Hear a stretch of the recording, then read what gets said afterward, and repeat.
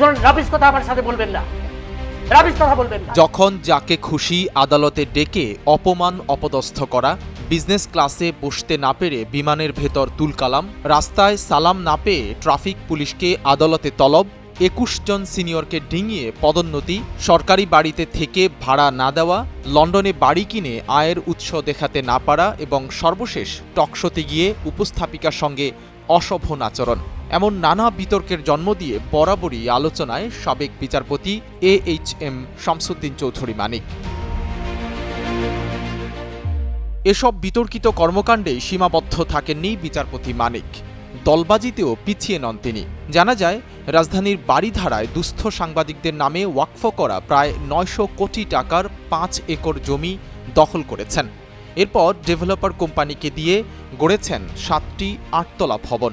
সব মিলিয়ে সেখানে তৈরি করা হয়েছে শতাধিক ফ্ল্যাট।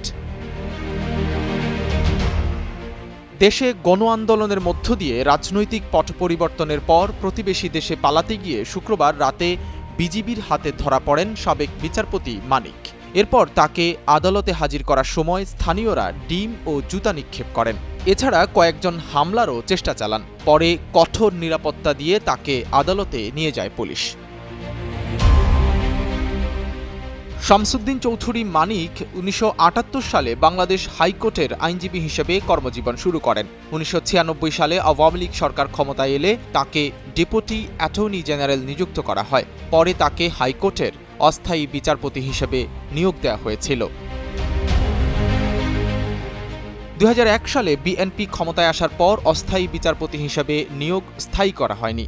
২০০৯ সালে আওয়ামী লীগ পুনরায় ক্ষমতায় আসলে শামসুদ্দিন চৌধুরী মানিক বিচারপতি হিসেবে পুনর্বহাল হন। ২০১৩ সালের ৩১ মার্চ সুপ্রিম কোর্টের আপিল বিভাগে পদোন্নতি পান মানিক। এ সময় জ্যেষ্ঠ ২১ জন বিচারককে ডিঙিয়ে তাকে পদোন্নতি দেওয়া হয়। বিচারপতি শামসুদ্দিন মানিকের বাংলাদেশের পাশাপাশি যুক্তরাজ্যের নাগরিকত্ব রয়েছে। সেখানে মানিকের একাধিক বাড়িও রয়েছে।